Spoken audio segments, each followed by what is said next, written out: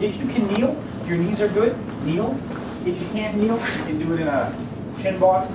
If you wish, you can even start in this kind of a position, right? It's up to you. All I want to do is place my hands out comfortably and see that I'm not locking out my joints. So elastic as if I'm being held by my shoulder blades, like there are two cables holding my shoulder blades. And as I work, I just want to start by lightly stretching. You see so many guys, probably one of the most common stretches in the world, dude gets to the gym, they do this, right, on the rack or whatever. Such an easier place to get that stretch and with more control. Just come down here and I feel where my shoulders are at, I see what's going on, and I see how, I'm not trying to lock out one arm, how I can move my head and my spine away from one hand and look underneath the bent basket of the other arm. Very soft.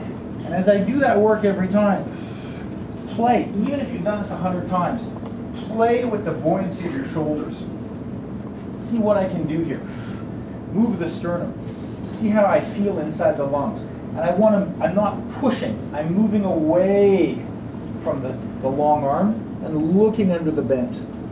No matter how flexible you are, if you look tightly enough and high enough under your arm, you'll feel this beautiful stretch in your spine, a nice spinal stretch. I've got a very flexible spine, but if I honestly use my back to support myself and I go here, that's very deep work for me. All the ribs, the whole quadrant of my body open. So try to explore this. If you've done it before, try to explore it in a different way. Really feel the buoyancy of your shoulders, hands are down loose and light, and just work from the breath. Moving away from one side so one side stretches, looking arm out, and I take my other hand and tap. Even if I'm pretty bulky, I can feel my shoulder bone, right, the head of the, sort of where the clavicles meeting the humerus.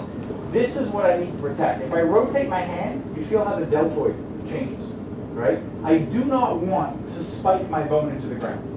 You see a lot of guys, even on wellness and mobility DVDs, doing that kind of work, and they're hitting like this, right? It's very tough. That deltoid wants to be soft. So when I go down, I'm trying not to touch first with the front of the shoulder. I would like to touch with the middle or maybe even the back. So that would be touching with the front of the shoulder first. Right? I would like to rotate over the wrist and touch more on the back first. Then I come over. And see how it happens. Just let that long arm rotate. If you can go to a point where you're almost ready to fall and come back, great. If you do go over and fall, doesn't matter how you fall, just fall.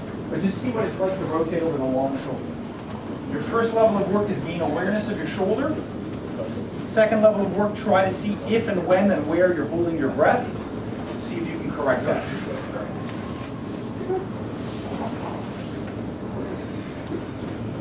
You're rotating. You know how I said on the arm screw you don't want to roll over your finger?